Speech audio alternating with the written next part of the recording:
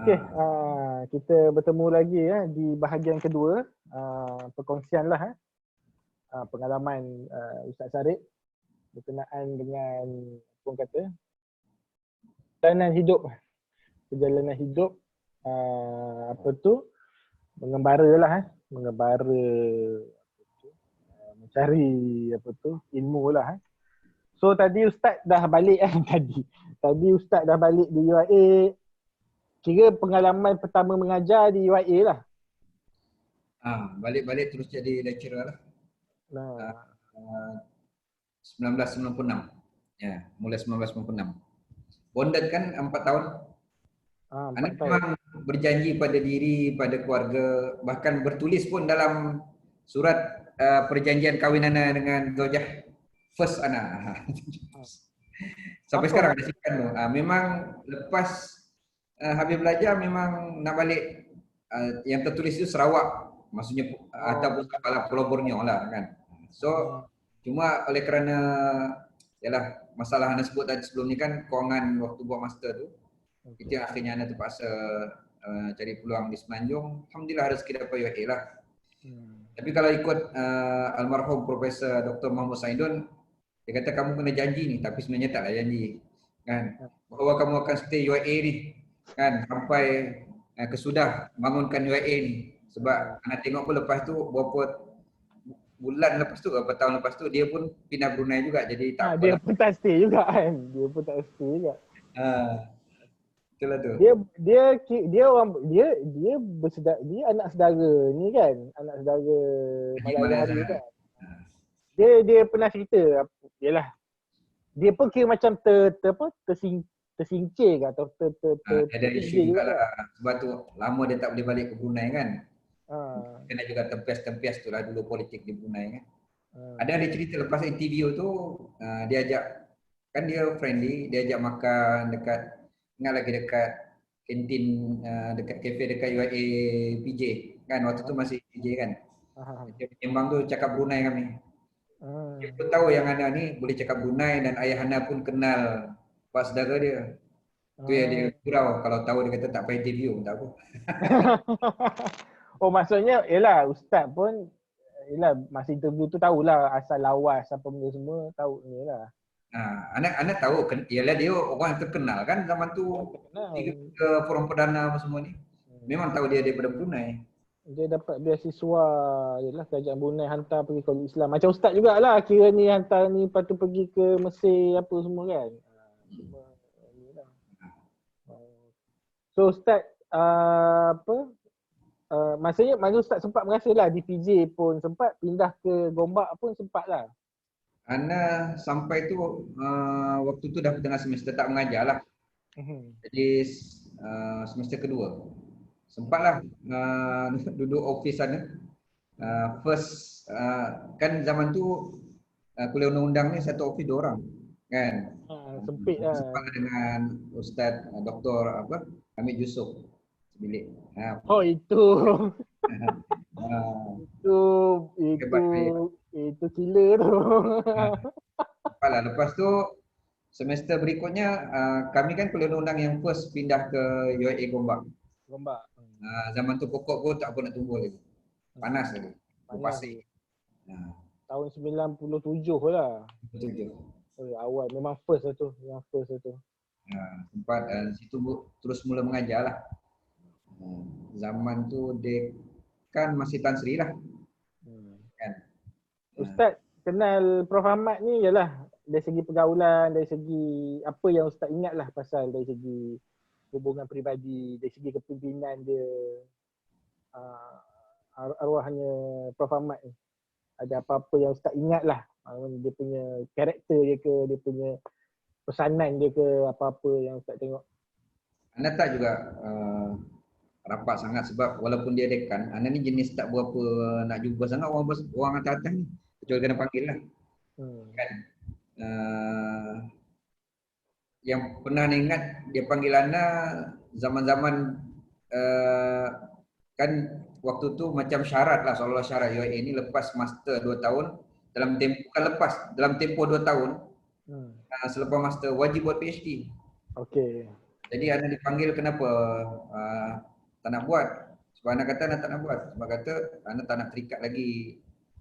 Kalau boleh 4 tahun cukup lah, bonded 4 tahun kan. Sebab saya nak balik. Tu sampai kena ugut lah. Dia kata mungkin allowance ni akan kena potong. Tak apa saya kata. Kalau saya kena suruh jadi cleaner pun dekat UAE ni tak apa. Yang penting saya nak habiskan 4 tahun je. Kalau ada macam tu dia kata tak apalah. Kan? Lepas tu zaman apa nama ni Tan Sri Harun Hashim pun sama juga, isu yang sama dia panggil saya. Dia pujuk lah. Pujuk. Anda sama PhD dah waktu tu, tapi anda buat part time. Dekat UK. Zaman tu anda buat muamalat lah. Oh. Tapi baru masuk semester kedua, yuran dia naik mendadak, kita pula ialah kewangan waktu tu tak berapa mantap. Kan, Ana pula balik zaman tu dah nak 4. So Ana terpaksa tarik diri lah. Itu yang Ana jadi, lepas tu jadi lambat lah Ana buat PhD. Ana buat PhD sekali dengan apa namanya, Datuk Dr. Zulkifli Muda. Dia habis kan? Dia siap dia kan? dulu daripada Ana dekat 2 semester. So dia bila naik yuran tu dia dah halang-halang kan. Dia kena dia kena teruskan lah.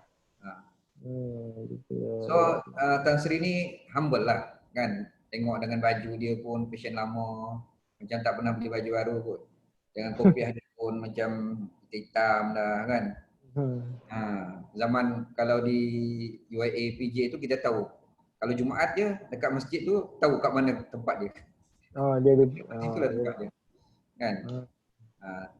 Itulah satu yang sikap dia yang paling hebat ni. Kalau meeting jangan lambat lah.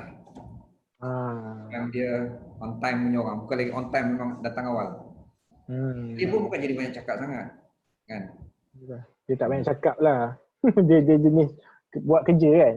Kita nampak lah benda tu, legacy dia tu. Apa tu, dengan ni arwahnya Tan Sri Harun Hashim, ada apa-apa ni kan, kenangan menarik dengan ni. Tan Sri ni dia Masya Allah. Garang tak? Muka tengok muka garang. Muka je garang, tak garang lah. Tak garang. Dia memang jenis friendly, lawak kan. Kalau di bilik rehat tu, dengarlah dong cerita kan, geng-geng Tan Sri kadang dia okey lah, jenis tak adalah menunjukkan ke Tan Sri dia kan, dia biasa-biasa je. Tan Sri. Kalau nak jumpa dia kena tengok dari luar dulu. Kan dia sibuk ke tidak? Sebab dia tak nampak muka dia. Kalau nampak macam ada kabus-kabus, jangan masuk dululah. Dia ni lah. Dia punya tu. Hebat tu, Masya Allah kan.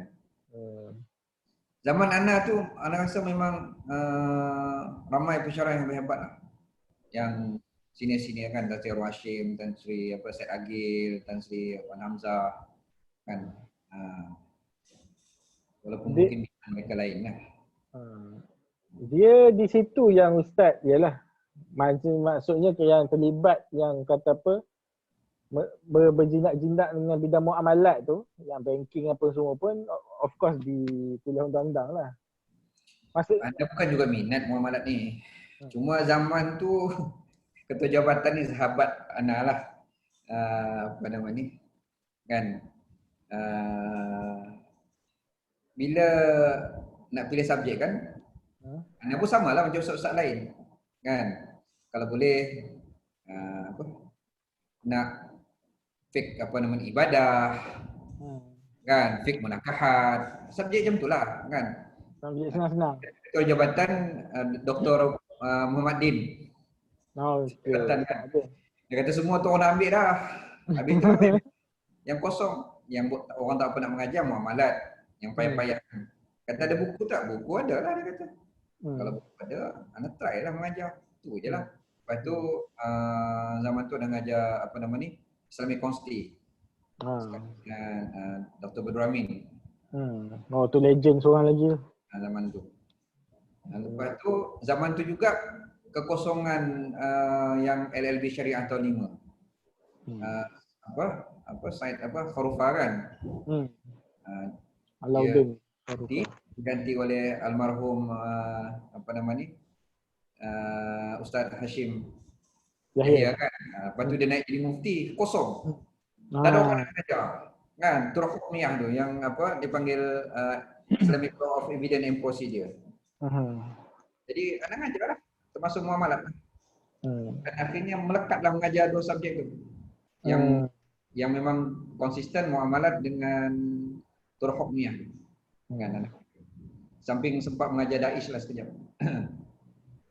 Masa tu yang Ustaz ajar muamalat tu ialah muamalat lah. Tapi yang praktisnya di luar banking masa tu of Tak course ada, tak terlibat.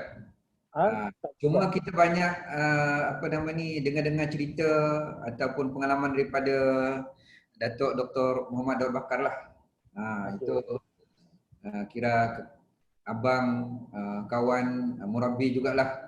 Nampaklah banyak bincang-bincang dengan dia. Nah, dia zaman tu dah antara nama-nama yang hebatlah dalam kawan Islam.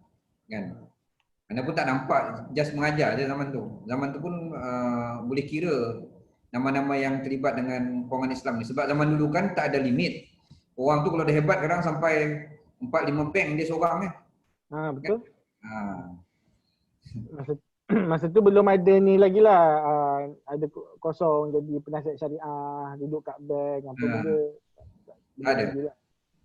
Cuma anda ingat lagi artikel yang mula-mula anda tulis di UAE ni pasal Bayul Ainah. Okey.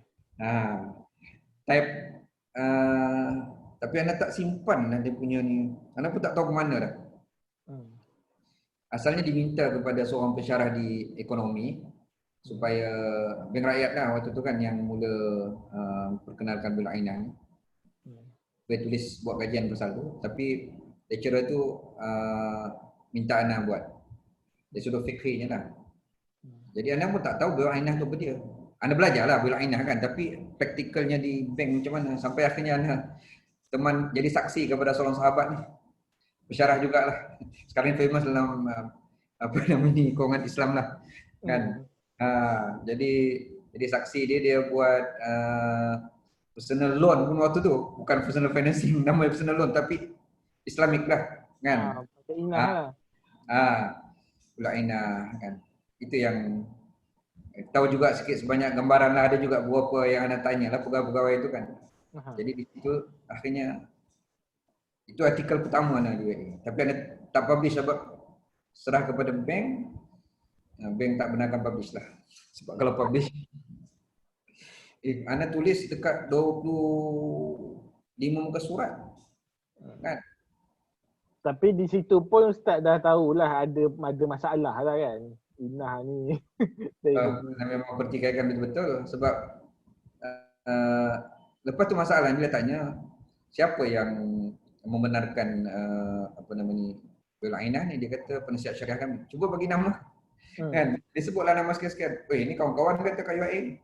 Anda tanya kan kawan-kawan UAE, ada tak kamu punya paper untuk boleh buat reference kan? Kalau nak tulis Bayul Ainah, sebab kamu kata boleh sekarang. Tak ada, dia kata. Kami ada paper, kami putuskan macam tu dalam mesyuarat. Dulu-dulu kan. Mazhab Syafi'i kata boleh. Cuma nak tengok kata praktikal. Kalau banding dengan mazhab Syafi'i, macam tak ngam je. Yang isu yang akhirnya meletup tu lah. Kan? Yang tu lah. Dah habis masuk mahkamah. Dia panggil tu? Kan? Interconditional clause. Benda tu yang anda ni. Tapi zaman tu dia tak tahu lah interconditional clause. Cuma dia kata dalam mazhab Syafi'i kan, paling kurang kata kan kena berpisah dua akad apabila Bayul Ainah dilangsungkan. Ini tak kata, kat situ kamu jual, kat situ kamu beli. Barang pun bila tanya mana, ada kat dalam tu.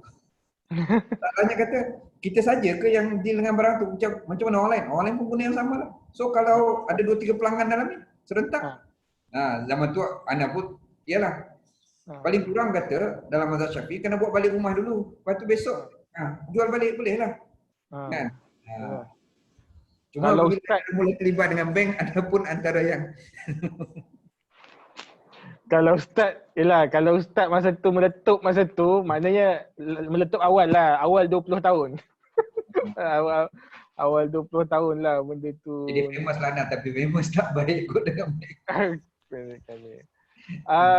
Lepas tu masa bila Ustaz kata ada bank negara offer tu, lepas dah masa kat Bila Ana undang-undang ke? lepas 4 tahun 7 bulan UAE memang Ana resign lah. Sempat lagi Ana menganggur lah di Sarawak 3 bulan. Sebab Ana resign memang ngam-ngam tarikh yang waktu cuti sebab Ana tak nak kacau pelajar punya ni kan. So baliklah. Ramailah sahabat-sahabat ni yang tak setuju Ana balik ke Sarawak kan. Ana kata memang itu antara perancangan yang Ana dah susun daripada awal lagi lah. Mula-mula belajar di Mesir, kahwin. Kita yalah daripada awal niat pun nak menyumbang untuk negeri Sarawak lah kalau boleh kan. Walaupun sampai sekarang belum kesampaian untuk balik negeri sendiri, tapi dekat lah. Sabah ni pun macam Sarawak lah. Yalah. Dan Alhamdulillah dapat kerja dengan kolej swasta. Ana dapat juga lecturer UPM tapi di Bintulu dan kontrak. Jadi Ana tolak yang tu. Lagipun kolej swasta ni, walaupun kolej swasta dia minta Ana untuk asaskan pengajian Islam pertama peringkat diploma lah kan di Sabah. Tapi baru dalam setahun lebih macam tu kolej ni ada masalah kewangan. Kan. Hampir bankrupt lah waktu. Akhirnya Ana pun cari kerja lain, tiba-tiba dapat offer daripada bank negara. Ana pun heran juga, tak pernah Ana mohon satu lagi KL kan. Ana pun heran juga. Kebetulan ada sahabat di bank negara, tanyalah siapa bagi nama. Dia kata ada salah seorang penasihat syariah bagi nama. Kan kalau dia mendengar, fahamlah dia. Ana sempat pergi bank negara, pergi tengoklah kan persekitaran kerja apa semua. Ana kata Ana menolak bukan kerana tak minat kan. Boleh je kita ada develop diri kita semua kan. Sebab waktu tu baru ditubuhkan Jabatan Syariah tu kan. Ingat lagi dia punya pengarah pertama Cik Bakarudin. Betul je tak. Satu sebab Ana menolak kata sebab kerja tu di KL tu je. Sebab Ana dah balik dan Ana tak nak balik semula ke KL lah. Kecuali sekadar untuk kerja-kerja biasa. Dan Ana boleh terima kata tapi dengan syarat Ana bekerja dari Kota Kinabalu, Bank Negara Kota Kinabalu. Mana boleh. So dia offer lagi lah gaji tinggi sikit. Ana kata bukan masalah gaji. Gaji Ana tak pandang tapi mungkin Ana bukan nak mengarahkan diri Ana ke bidang tu lah. Kalau Ana nak mengarah diri ke bidang tu Ana stay di UAE lah kan. Sebab zaman tu ramai kawan-kawan yang dah mula berjinak-jinak dengan banking dan ada yang dah pindah pun macam Ustaz Suhaimi pindah Sungai Security waktu tu dan kawan-kawan yang lain. Kan. Itulah. Zaman tu pesara UAE laku zaman tu. Itulah. Memang yalah kita tahulah. Memang laku ni kan. Sampai sekarang juga. Jadi Ustaz nak balik menyumbang tu yalah agaknya kalau kalau Ustaz tak balik tu memang senario dakwah di Sabah Sarawak ni pun yalah kita tahu kan Ustaz kan banyak keadaan di sana tu pun sekarang ni pun memang mencabar. Kalau Ustaz tak balik dulu Ana rasa memang payah jugalah keadaan dia punya ni kan. Sebab sini luas kan. Sabah lain, Sarawak lain. Macam Sarawak ni Ana memang dari jauh je lah. Selalu Jabatan Agama Islam Sarawak Kajian Negeri panggil ceramah lah. Karangan ceramah, seminar, jadi pengisi kan. Tapi kalau di Sabah ni Alhamdulillah lah. Walaupun Ana bukan orang asal Sabah. Tapi arwah mak saya orang Sabah asalnya kan. Dia yang mula Ustaz masuk forum perdana tu masa di UAE lagi lah. UAE Ana belum masuk forum perdana tapi masuk muhasabah yang rancangan malam-malam dulu kan. Ana sempat lah buat rakaman dekat pejabat Ana kat UAE tu rasanya 18 dekat 20 kali juga. Tapi disiarkan malam-malam lah. TV1? TV1. TV1. So yang segala yang Ustaz tulis buku Jakim, fik jururawat, fik puasa itu semua di UAE. UAE lah. Zaman UAE. Mana Ustaz yelah dari segi menulis tu orang kata apa? Ada setengah orang kan lecturer apa ni dia cakap je tapi menulis ni dia tak pandai lah. Tapi Ustaz kat mana yang dapat ilham ataupun motivasi untuk menulis? Anda pun bukan juga orang yang rajin menulis. Ha. Kan? Ha. Lagilah sekarang ni kot. Zaman anda UAE, anda banyak mengajar. Anda ngajar macam jurawat tu, anda ngajar kolej jurawat. First diperkenalkan apa nama ni di Pusrawi kan, diploma kejurawatan. Maksudnya yang agak Islamik sikit lah. So anda diminta untuk menyediakan modul untuk yang bidang keagamaan. Biasanya kalau diploma ni dia orang ambil apa? Yang swasta punya kan, sekadar apa dipanggil apa nama ni pengajian Islam kan, subjek pengajian Islam campur lah segala-gala. Tapi yang tu anda memang fokus untuk jurawat, memang kena study lah etika jurawat apa semua dalam Islam kan. Yang tu yang akhirnya orang di JAKIM tengok, dia kata tak pernah ada buku ni, justru dia orang publish. Cuma anda tak sempat nak edit pun buku tu, terus dia publish sampai prakata pun langsung tak ada waktu tu lah kan, sampai sekarang pun rasanya. Macam yang Ramadan tu anda memang mengajar di masjid-masjid, anda buat nota. Sebenarnya banyak nota-nota yang lain pun. Cuma yang tu kawan JAKIM juga tengok, dia kata dia nak publish. Tak ada bentukan apa pun, ada pun dia bayar berapa ratus macam tu. Tapi alhamdulillah lah. Maksudnya kalau dihimpun daripada cetakan pertama dengan apa nama ni yang dicetak oleh JAKIM ni pun rasanya dah 100,000 kot. Belum lagi badan-badan yang lain kan. Yang apa Ustaz tu kata bukan sekadar cinta tu, itu sama, itu sebenarnya Ana jangan menulis saja menulis untuk jadi buku, kecuali tesis sana lah kot. Kan. Itu memang skrip. Ana ada rancangan di Radio Sabah 3 tahun pasal kekeluargaan. Dia bagi masa dalam 12 minit macam tu lah. So itu semua skrip-skrip yang akhirnya Ana olah balik jadi buku. Kan, letak rujukan apa semua. Memang Ana tabiat Ana skrip ke khutbah ke, Ana memang tulis memang siap dengan rujukan. Itu style Ana. Kan mungkin dah terbiasa orang negara kan. Maksudnya dah takhris siap hadis apa semua. So senanglah. Kan. Jadi maksudnya Ustaz menulis ni bukanlah semata-mata nak menulis ni kerana menulis, taklah. Maksudnya ada kerana nak masuk radio, kerana mengajar. Jadi sebab tu yang jadi buku tu lah.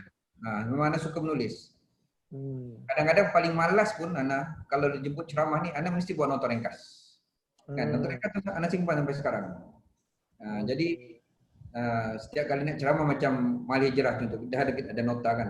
Paling-paling mungkin tengok isu baru lah. Kan? Sebab Ana jenis tak boleh bercakap kalau tak ada dalil. Ana style gitu, mesti ada dalil. Dalil semua ada Al-Quran ke, sunnah ke, asar ke, kata-kata orang ke, kan. Tapi saja-saja bercakap, Ana bukan, walaupun Ana jenis dulu-dulu orang kata suka bercakap, tapi kalau berceramah Ana bukan yang jenis memandai-mandai lah. Ana tak pandai. Kan? Mesti ada bahan-bahan akademiknya juga. Cuma baiklah kot sekarang ni bila kita dah biasa dengan masyarakat kan, taklah terlampau akademik. Kalau dulu memang kejap-kejap seperti mana hadis Nabi muka surat sekian. Jadi orang lama-lama ini serupa macam baca kitab je ni. Awal lagi mengantuk kan. Ustaz, masa yang kata apa kemahiran berpidato, bersyarah tu masa di Kolej Islam lagi ke ataupun di sekolah di Kuching ke yang tahu boleh bercakap ni lah? Ana sekolah menengah ni Ana ni bab cakap pasif lah. Tak pernah ceramah apa semua. Cuma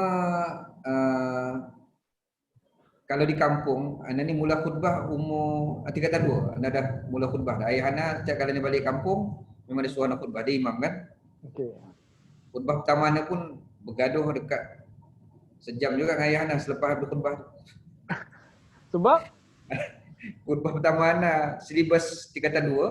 Kalau hadis dah adwa wala tirata wala amat Ana hantam budaya mandi safar dekat masyarakat Ana. Salahnya ayah Ana tu tukang tulis. Dia pakai air selamun. Maksudnya kan dia ada tulisan di daun yang biasa dikubur tu, tulis. Kan? Orang belilah RM5 satu. Kan? Rendam dekat ketel, jadi pagi-pagi besok minum ataupun letak dekat apa nama ni baldi ke buat mandi kan untuk tolak bala lah. Tiba-tiba dibagi peluang dan hantar pula. Sedangkan itu antara income besar yang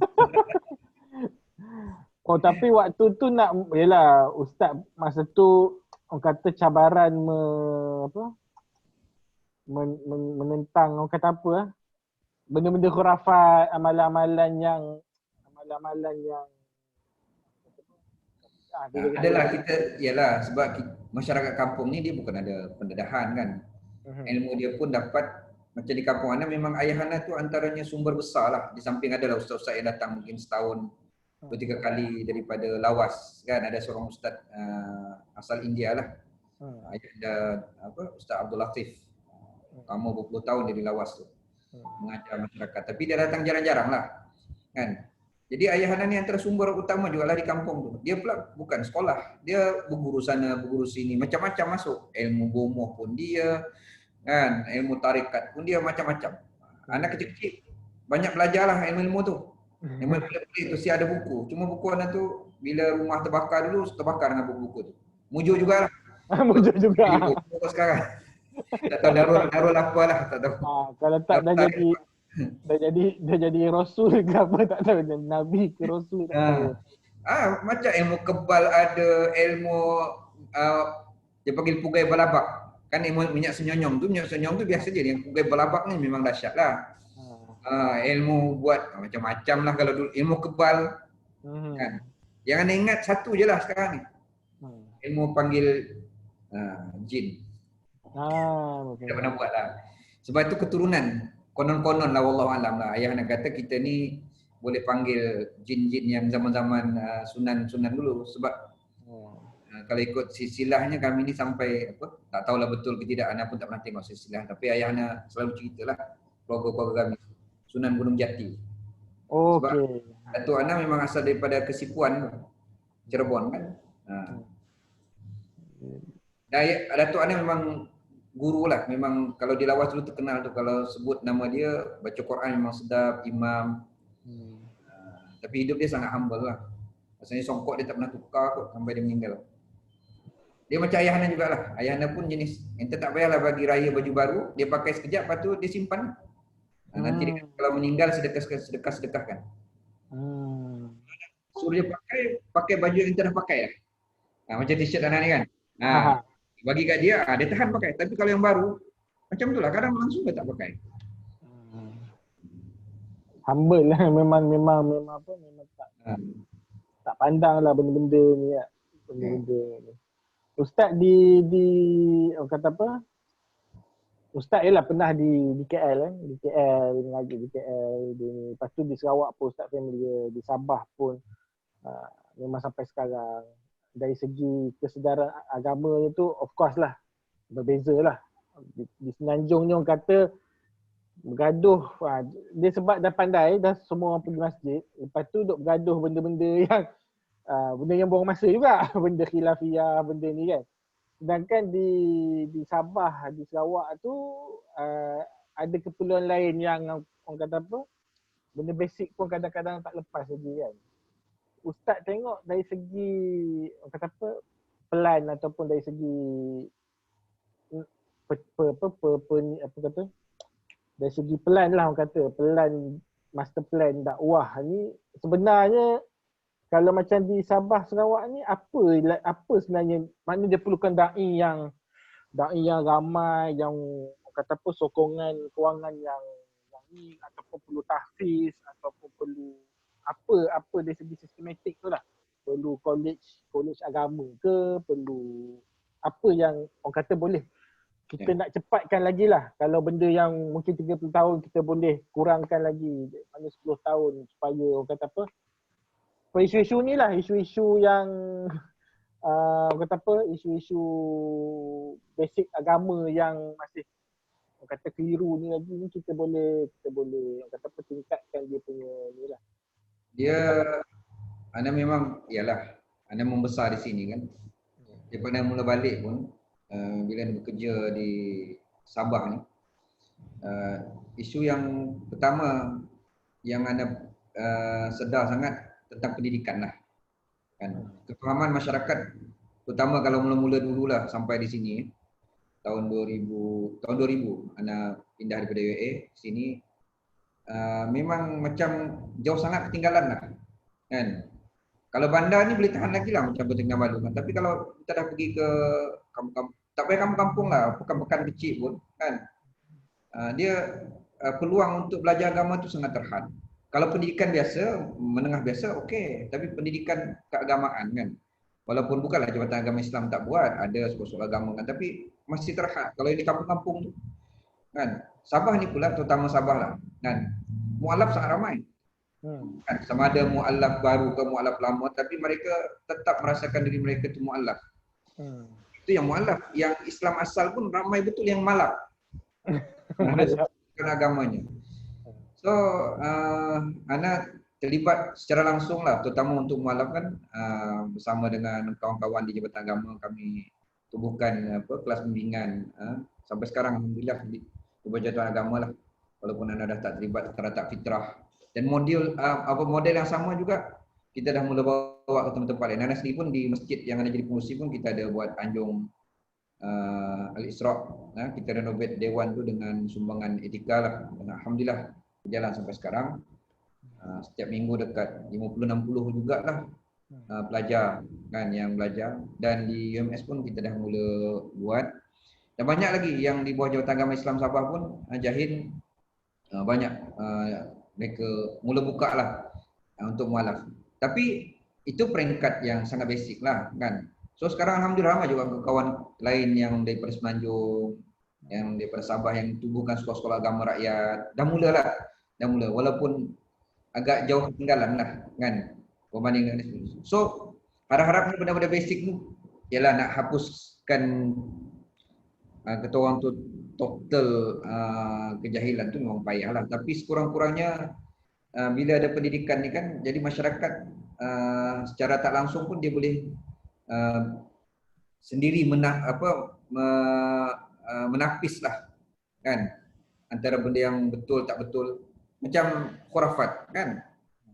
Ada student anak buat PhD memang dia kaji satu budaya, tak payah nak sebut lah kan. Ada satu tempat tu tak jauh daripada KK ni pun masyarakat tu, ya Allah, Ana pun bila baca tesis, betulkah kata apa yang dapatan kamu? Betul Ustaz, dia kata mereka masih lagi bagi makan hantu pokok, bagi makan hantu tepi sungai. Bukan jauh daripada KK pun, tak sampai sejam pun kan. Lepas tu nak masuk kalau kahwin kan, nak masuk rumah kena pijak di talam, lepas tu simbah dengan darah ayam. Oi. Masih. Maksudnya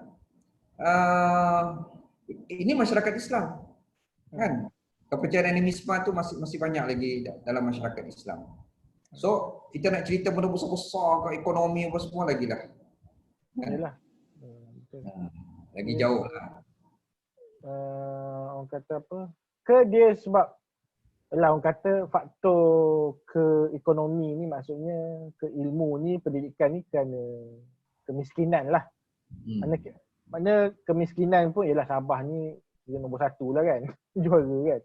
Maknanya itu pun satu faktor jugalah kot Ustaz yang bila dah orang, tapi yelah orang miskin ni bukanlah alasan kan, sebab kalau kira susah, Ustaz pun susah kan. Tapi apakah sikap kita sendiri? Peluang tu sendiri tak ada. Macam bila kami pergi kan macam ke pedalaman sikit, kadang-kadang situ ramai Muslim, mualaf lah banyakkannya kan. Surau tak ada, masjid tak ada, dia nak belajar kat mana kan. Tenaga pendakwah pun sekarang ni kira okey jugalah. Macam ada pendakwah Yadim lah, Usia lah, NGO-NGO yang ada kan banyak. Yang JAKIM tu pun, institut tu pun latihan lah yang itu yang JAKIM, ada JAKIM kan. Kalau dulu pendakwah di Sabah ni kebanyakannya datang daripada Indonesia kan, akhirnya menetap di sini, ataupun guru-guru daripada Semenanjung mengajar-mengajar kan, akhirnya ramai juga yang menetap di sini. Itu je lah kan. Walaupun Sabah ni lebih beruntung lah, dia ada sekolah agama Arab kan, Tok Puan, melayakkan mereka untuk pergi ke Mesir. Kalau Sarawak, tempat anda lagi lah, dulu mana ada sekolah yang boleh layak pergi ke Mesir. Kami itu yang macam majoriti ustaz-ustaz yang daripada Azhar tu, kalau daripada Sarawak, sama ada dia belajar dekat Nahdah ke ataupun apa, Al-Junid kan, ataupun Ma'had Johor, apalagi yang di Penang tu, Masriah kan. Mas Ria. Paksa kan, sebab tu bilangannya kalau dulu zaman kami Sarawak ni paling sikit lah. Ingat lagi bila kerajaan Sarawak beli rumah lagi Sarawak untuk belajar Sarawak kan, berapa tingkat, 5 ke 7 tingkat. Di Mesir? Kami boleh duduk seorang satu rumah. Kita tak ramai kan. Negeri lain satu rumah pun berebut-berebut. Kalau Kelantan tu tak muat rumah ni. Maknanya keperluan tu sentiasa orang kata apa, dakwah tu, perjuangan di Sabah, di Sarawak tu lebih besar lah dia punya. Ya, macam Bandar-Bandar ni macam kira okey lah. Macam KK dah banyak sekolah-sekolah agama rakyat apa semua kan. Kira peluang-peluang apa, masjid-masjid pun agak makmur dengan program-program agama. Nak dengan tak nak je lah. Lepas tu sekarang ni kan akses internet apa semua. Tapi kalau di pedalaman, di luar-luar kan masih kesian lagi. Harap pendakwah datang ke sana lah. Macam Sabah ni pula banyak pulau-pulau kan. Harap pendakwah datang ke sana. Itu yang bila anda pernah terlibat jawatan kuasa fatwa dulu kan, tiap-tiap kali apa muzakarah mesti ada isu-isu yang berkaitan dengan ajaran sesat. Terutamanya di kawasan-kawasan macam tu. Kan ada je orang ambil kesempatan kan. Tak sampai seruan tu ke situ lah. Kita punya kan. Itu dia cabaran yang tapi macam yang disebut tadi, ekonomi pun ada juga kesan. 2009 kami ada buat kajian kerjasama JAKIM dengan UMS lah kan. Kita buat kajian tentang kesedaran beragama lah, kaitkan dengan ekonomi antara miskin tegar satu grup, mu'alaf satu grup kan. Memang kalau yang miskin tegar ni kan majoritinya tak solat, tak pandai baca Quran. So macam ada kaitan antara kadal faqru an yakuna kufran tu. Kan hampir-hampir pakai itu membawa kepada kufur. Bukanlah kafir, maksudnya kadang-kadang sedang beragama tu. Kan. Pendidikan lah bagi anak Sabah ni sama juga Sarawak pun. Isu pendidikan agama ni masih kena, kerajaan bukan tak buat tapi ialah ada had dia kan. Negeri yang luas kan, nak masuk ke dalam-dalam apa semua. Kan Anda rasa negeri yang luas tu lah anda rasa. Sebab kalau di Semenanjung, negeri kecil-kecil je.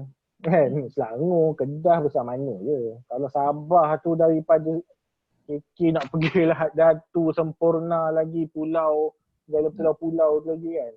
Itulah. Dia tenaga lah juga. Tenaga lah kan. Tenaga. Kita kekurangan tenaga. Tu kalau ada kawan-kawan dekat Semenanjung tu kan, yang dah tak terlibat jadi penasihat bank apa semua kan, duit pun dah banyak kan.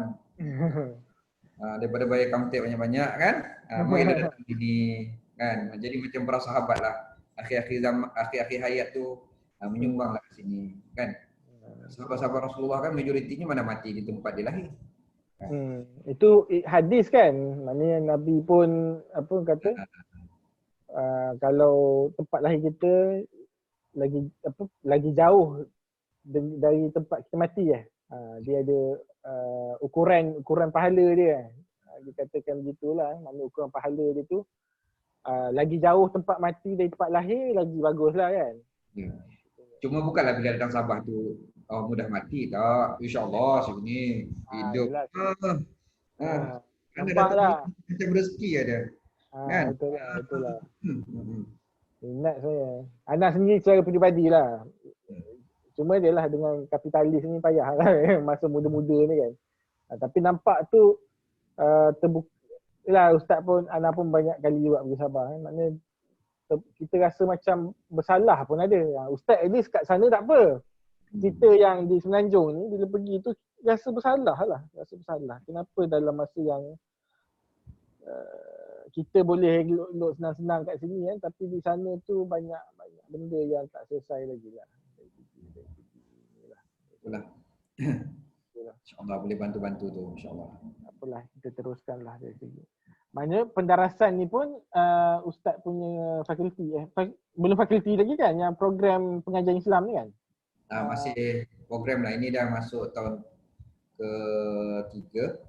InsyaAllah kami punya anak sulung pun dalam Tahun depan lah. 2 semester lagi boleh inilah kan.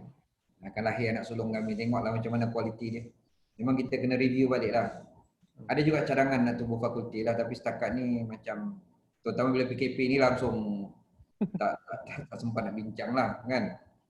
Tapi mudah-mudahan lah akan datang. Sebab kalau nak buat fakulti kami kena wujudkan lagi banyak program lah, paling kurang 3 program kan untuk Maksudnya jadi program yang sekarang ni satu je lah, pendarasan, pengajian lah. kita ada satu program degree, kita ada master, PhD pun ada. Mana pendarasannya umum lah, usuluddin belajar, syariah belajar, dakwah belajar. Masuk semua. Dia masuk semua, keluar pandai-pandai lah. So, yelah kalau ikut yang ni nya, tapi tak tahulah, dia bergantung kepada ni lah. Kadang kalau yelah, usuluddin, syariah, dakwah dia akan lebih fokus lah kan. Cumanya dia tahu benda tu je lah. dia tahu akidah, usuluddin, akidah. Dia tahu dia lebih kurang macam ni lah. Di Azhar dulu dia ada satu kuliah dia panggil kuliah dirasat al-Islamiah. Sekarang pun ada. Ya. Belajar laku. Di sana dia letak subjek macam-macam lagi lah kan. Macam kita di sini terikat dengan MQA kan. Dia ada beberapa jam untuk bergraduasi tu tak boleh terlampau lebih lah kan. Tapi okey lah sebagai permulaan kan, usaha ni pun agak lama juga. Alhamdulillah berkat apa namanya tim yalah kami kawan-kawan apa semua kan berjaya lah insyaAllah. Tahun ni pun tengok yang dihantar oleh UPU tu permohonan agak banyak jugalah, walaupun pengambilan kami mungkin tak ramai. Sebab kita pun masih lagi ada kekangan tenaga pengajar jugalah kan. Kami biasalah di sini ni mengajar 2-3 subjek tu biasalah satu sem. 4 pun ada. 4 pun ada. Gitu. Mudah-mudahan ni lah. Ustaz, satu yang Ana selalu sebut lah dekat apa? Dalam buku Ana pun ada tulis lah. Ustaz, Ana buat PhD kan. Masa Ana buat tu, salah satu inspirasi tu Ustaz lah. Sebab Ustaz tengah dengan segala sibuk kan. Tu pergi sana pergi sini kan.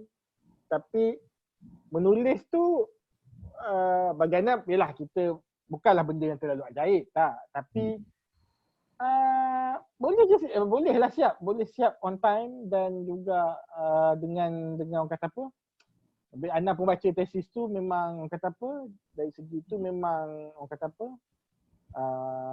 sumbangannya bagi Ana sangat bermakna lah. Dia mungkin sebab yalah Ana ni jenis bukan juga terlampau apa kata orang tu gila sangat dengan masa kan. Tapi Ana jenis tak suka juga orang yang terlampau melewati masa. Faham tak? Kan? Yalah kita kerja banyak kan. Bila kita tertangguh satu benda, so kerja-kerja lain tertangguh. Bila Ana tak habis PhD Ana, dia akan tangguh aktiviti-aktiviti Ana memang yang dah sedia penuh lah di Sabah pun. Sebelum Ana buat PhD pun Ana dah beberapa tahun Ana duduk Sabah kan, dengan NGO-nya, dengan keterlibatan Ana dengan kajian negeri dan sebagainya. Kan? Sebab bila buat PhD ni honeymoon lah. Sebab tu Ana pun tak nak lah cepat sangat habis. Sebab zaman Ana tu masih boleh sampai 4 tahun kan cuti. Sebab Ana pun dah lama mengajar daripada UAE apa semua. Jadi itu masa lagipun terlibatlah pula tiba-tiba kan dengan banking waktu buat PhD tu dengan Maybank, dengan Etika. Jadi melambatkan lagi lah Ana punya tu. Bukan melambatkan, menjadi tambahan sebab untuk Ana lambat sikit lah kan. Dan tapi Alhamdulillah lah kan. Sebab memang tajuk yang Ana buat tu pun fake interaksi kekeluargaan antara mualaf dan keluarga asal bukan Islam di Sabah tu memang benda yang hadapi sebagai kata orang tu agamawan di Sabah lah kan. Menjadikan sedikit garis panduan. Zaman tu pula banyak diperkatakan soal kena ada modul ataupun guideline interaksi Muslim dan Muslim di Malaysia kan. Jadi benda yang memang Ana minat lah. Cuma yang melambatkan sebab yalah, ana pun mungkin waktu tu tak biasa sangat juga dengan apa nama ni, kajian kuantitatif. Sebelum pun terlibat research banyak juga lah, tapi research tu lebih kepada ana jadi passenger lah. Kan memang dah ada pakar. Ini kita kena buat A sampai Z kan. Collect data. Memang ana jenis ana ni jenis tak percaya kat orang. Itu perangai ana. Jadi ana tak percaya orang collectkan data ke, orang walaupun adalah cadangan-cadangan kawan-kawan supervisor pun mungkin yang ini boleh minta tolong ni, tak ada. Ana memang turun ke site tengok apa semua, ibu jugalah belanja kita habiskan. Sama juga bila analisis pun ana jenis boleh je minta orang analisis SPSS kan.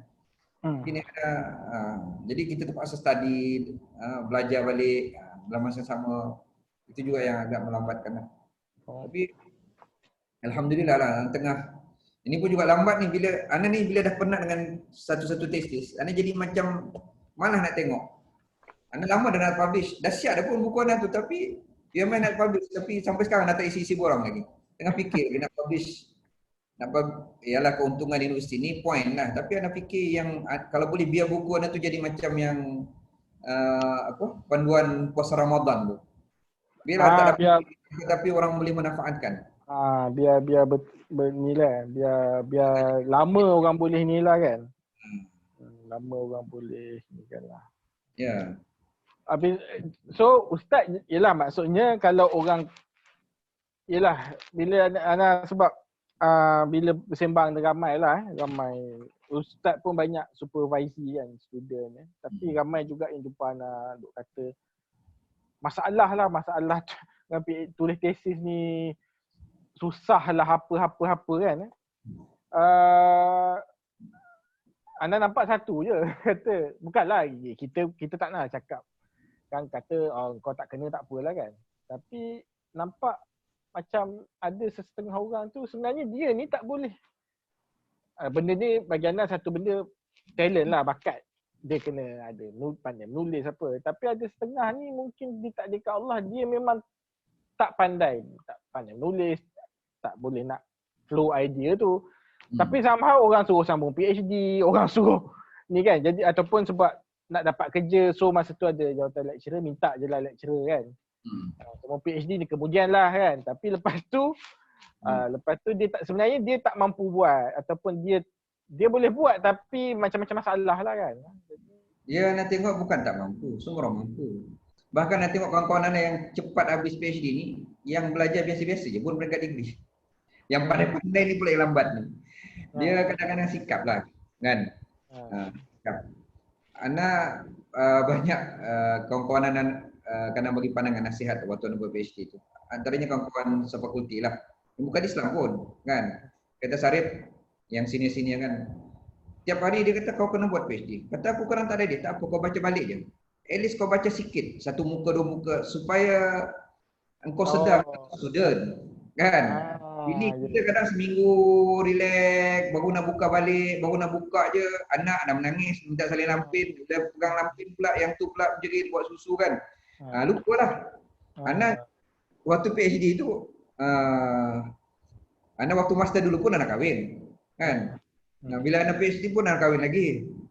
Itulah kan? itu yang mahal tu. So sentiasa anak menyibukkan diri anak. Anak ni pula kalau jenis tak sibuk, anak tak boleh.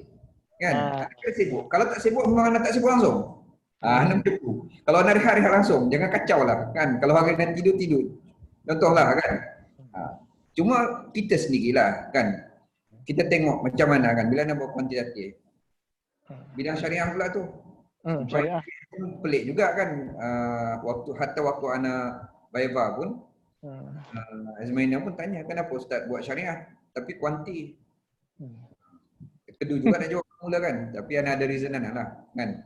Jadi memang kita tak mahir pun dengan benda-benda macam tu. Cuma ni jenis minat IT jugalah kan. So kita tahu kan, itu baiknya, pentingnya kita ni jangan sombong, kena berkawan dengan orang. Bila nak tak pandai SPSS, ada seorang kawan dekat UMS pensyarah yang tiada SPSS.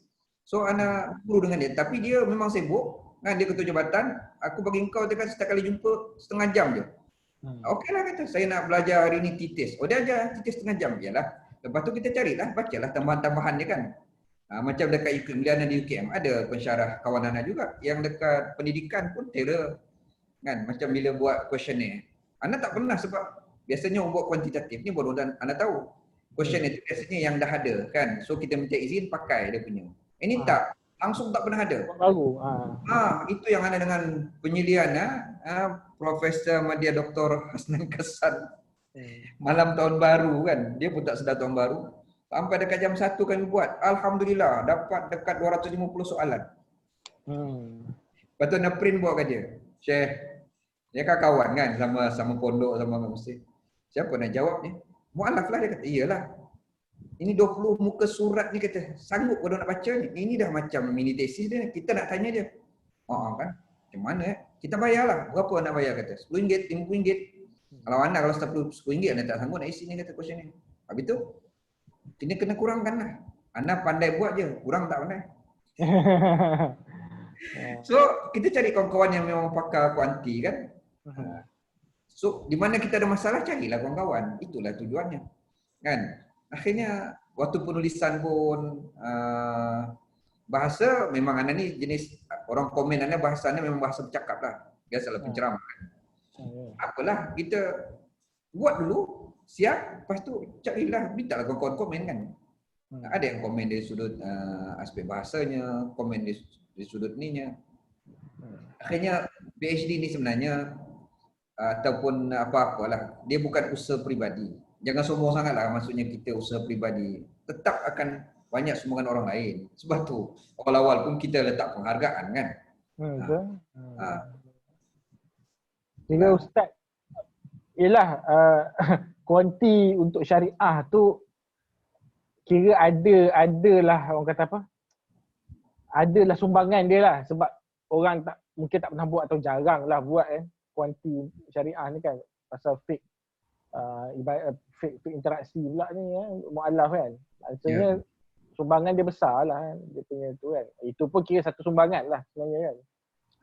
Sebab anda ni pun tajuk tu agak besar. Walaupun ada limit kan. Itu yang kalau ialah kita ni mungkin anda ni masih terbiasa dengan budaya Mesir kan, Timur Tengah. Kalau menulis sikit-sikit 150 200 muka surat cukup dah untuk PhD pun, tapi macam tak puas.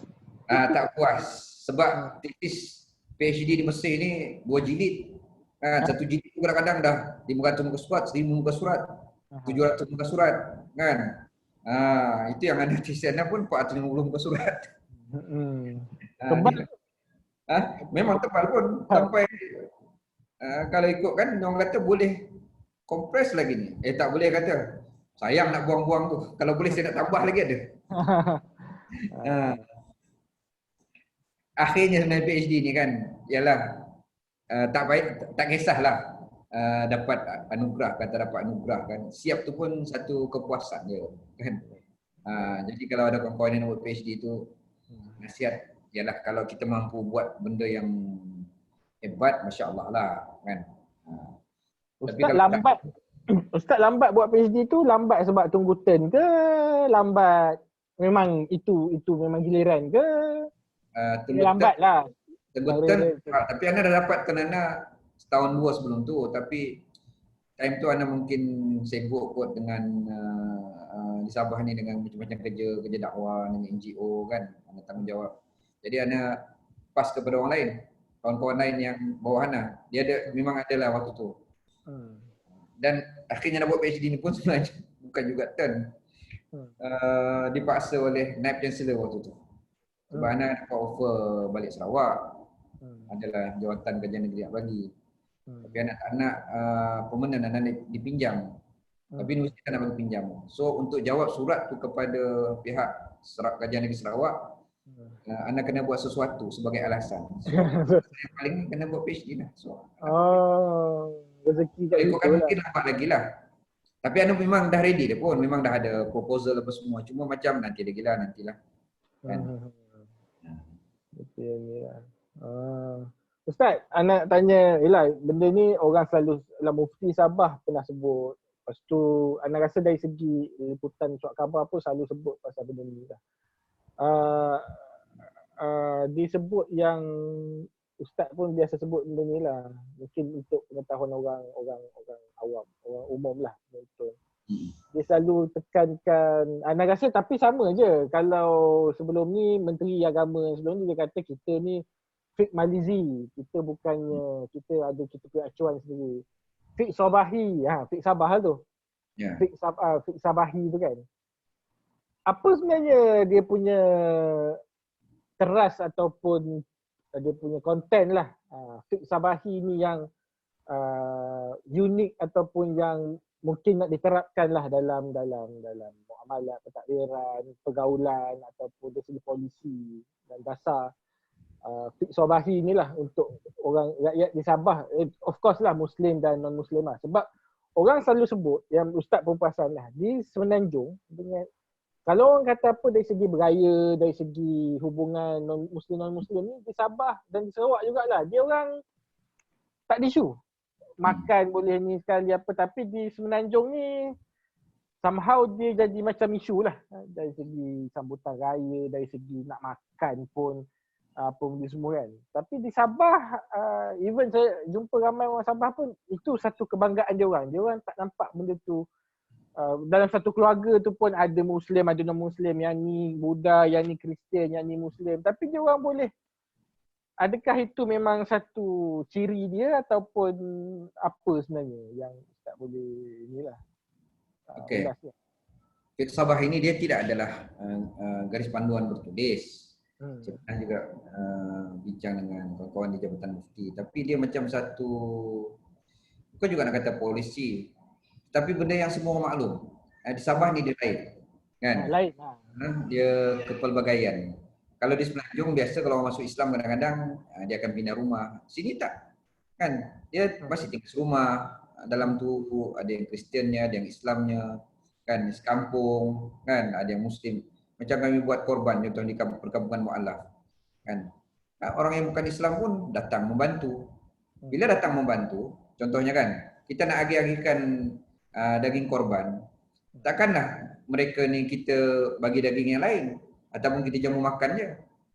Sebab itu akhirnya bila dibincangkan hatta di peringkat Jawatankuasa Fatwa Negeri Sabah pun, AMO dah membenarkan agihan daging korban kepada yang non-Muslim, terutamanya yang ikut serta kan. Maksudnya memang keluarlah daripada pandangan mazhab Syafi'i kan. Dan benda itu dibenarkan pun dalam enactment, maksudnya keluar daripada mazhab jika ada keperluan kan. Macam contohnya hatta solat Jumaat pun kan pernah dibincangkan. Dan ada pun tempat-tempat yang dibenarkan macam di pulau-pulau. Nak tunggu cukup 40 orang sampai kiamat mereka tak solat Jumaat. Sebab yang muda-mudanya berhijrah ke bandar kan. Sedangkan kadang-kadang satu keperluan dengan khutbah tu, at least kalau baca pun adalah panduan agama kepada masyarakat. Sebab pendakwah pun nak sampai ke pulau-pulau tu kan susah. Jadi kalau tak silap memang ada tempat-tempat yang macam tu yang Jabatan Mufti bagikan kelonggaran untuk mereka mengerjakan solat Jumaat kan. Jadi banyak isu-isu lain sebenarnya apa yang anda tulis dalam tesis anda itulah kan, sebab itu banyak tarjih walaupun dia agak akademik lah. Anda pun taklah bercadang nak jadikan dia macam bacaan umum kecuali dengan ada bimbingan, sebab anda pelbagai mazhab kemudian anda ambil kajian kuantitatif tu, itu dipanggil fiqh waqi'i tu, untuk anda tarjihkan pandangan-pandangan ulama tu sesuai dengan keadaan di Sabah lah. Sebenarnya bukan Sabah je pun, atau mana-mana yang ada kaitan dengan Muslim dan Muslim kadang-kadang macam contoh kan, dalam kajian anda, majoriti mu'alaf ni kalau pergi rumah keluarga bukan Islam dia memang buat pinggan mangkuk sendiri. Rasanya tu dari sudut dakwah macam tak berapa sesuai kan. Kan kalau kita letakkan ad-din tu sebagai maksad al-ula kan, al-awwal, apa nama ni, dari sudut maqasid syariah, dakwah tu kan masuk dalam hifzuddin. Jadi akhirnya nak ambil pandangan ketika tarjih tu kan, maksudnya cukup dengan mencuci dengan mangkuk, tak perlulah kita nak apa sama-sama. Marahlah mak dia kan kalau pinggan dia dibasuh pakai tanah apa semua kan. Itu dari sudut inilah akademiknya, benda itu pun berlaku pun dalam masyarakat kan, walaupun kadang-kadang mereka tak sedar. So itu sebenarnya yang dikehendaki daripada fiqh sabahi, maksudnya kita berijtihad kan, berdasarkan kepada suasana yang sesuai dengan masyarakat di Sabah yang ada kepelbagaian apa semua ni kan. Dan tapi bukan berijtihad individu lah, biasanya ijtihad itu dikeluarkan oleh jawatan kuasa fatwa lah kan. Maksudnya memang, yelah kalau Ustaz sebut pasal daging korban tu pun, anda ingat tahun lepas kot Pejabat Mufti Perak kata tak boleh kan. Yelah di Perak lah kan. Dia kata memang tak boleh. Dan kita faham lah kenapa tak boleh kan. Tapi di Sabah, yelah banyak Sabah ni semua benda lain lah. Bukanlah banyak. Walaupun tidak dilaksanakan zakat kan. Sabah memang fatwa membenarkan kalau ada keperluan mengagihkan zakat kepada muslim. Kalau ada keperluan lah. Kan, walaupun mungkin pelaksanaannya tidaklah, sebab yalah ikut suasana kan, suasana keperluan negeri. Selagi benda tu benda khilafiat kan, bukan kata orang tu yang qat'i, dia punya apa ilalah apa semua kan. Jadi ada ruang ijtihad. Jadi orang lain kena menghargai lagi lah, dunia sekarang kita terbuka kan. Tapi kalau dah berkaitan dengan akidah, itu memang kena tegas lah. Tapi tegas pun kalau di Sabah ni memang kena pelan-pelan lah. Tegas. Anak nak ubah masyarakat kampung Ana dulu, kalau kenduri mesti ada kemenyan. Lepas tu kalau hari raya kan, mesti baca Yasin tu satu hal lah. Lepas tu bertahlil ramai-ramai di kubur tu. Oh, raya? Ya. Lepas kalau anak pergi kubur mula-mula dulu kan, memang kena baca satu-satu. Pak saudara ni, oi. Kalau dah sampai 20 kubur, balik memang tak bergaya dan tidur. Kan? Tapi anak layan, mula-mula layan, tahlil. Ya anak satu-satunya ustaz kan di kampung.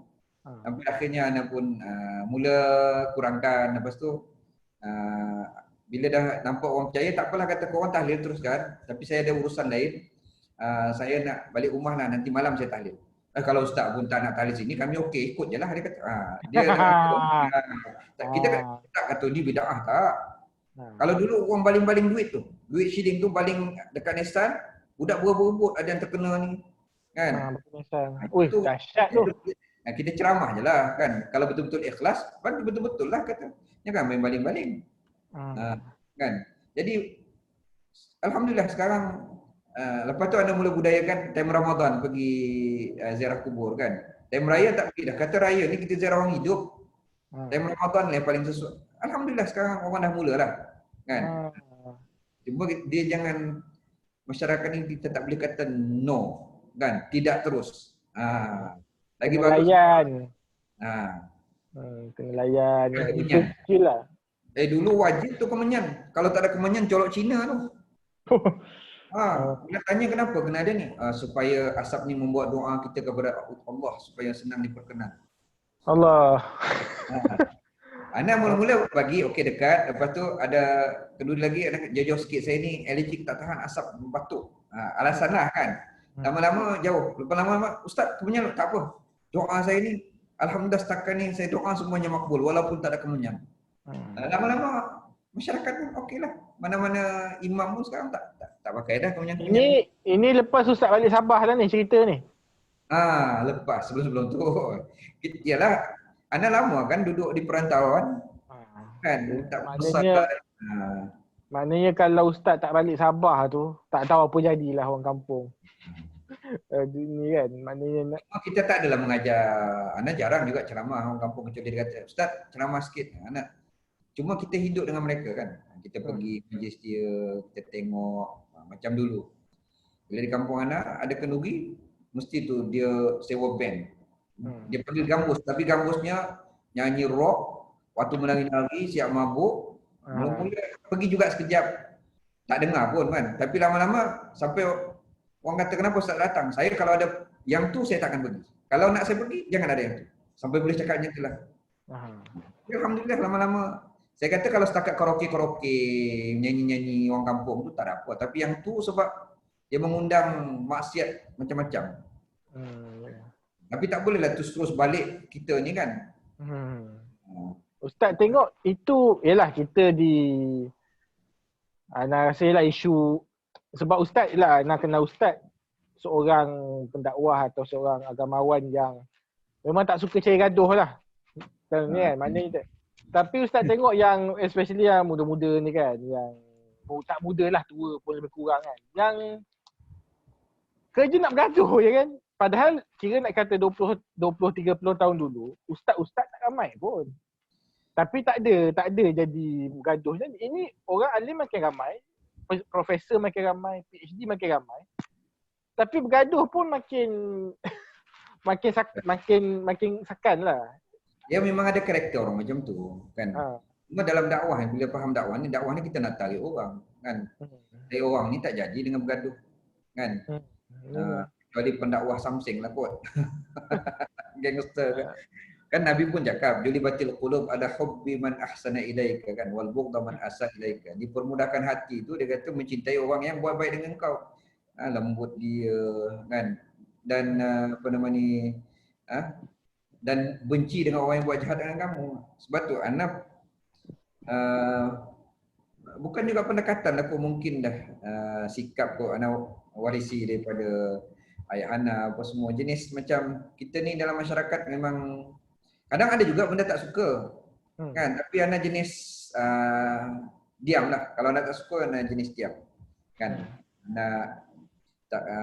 Tapi kalau orang yang rapat dengan Ana yang biasa dengan Ana macam Zaujah Ana kan, dia tahu tu Ana tak suka, dia tengok muka pun kan.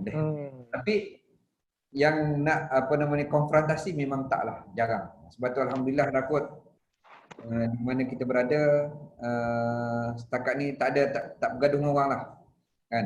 Betul lah. UIA dulu pun kan alhamdulillah kawan-kawan pun mungkin masih ramai lagi ingat. Itulah. Style Ana gitu. Sebab tu Ana kalau di Facebook pun Ana tulis benda biasa-biasa je. Betul lah.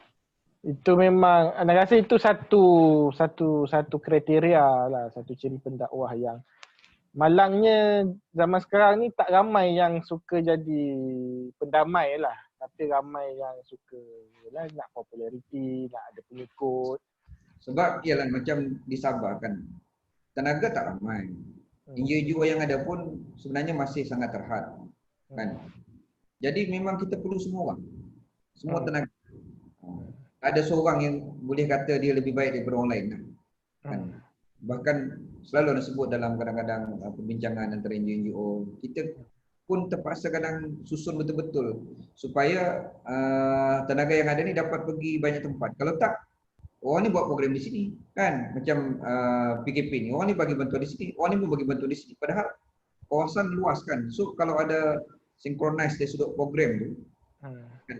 Jadi sebenarnya semua orang tu hebat-hebat belaka kan, semua bahkan bila nak turun ke pedalaman kan, jumpa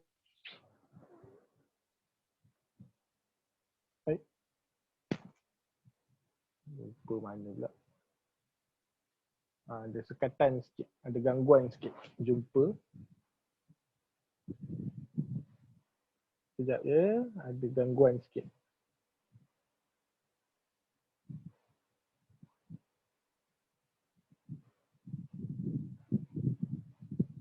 Jumpa.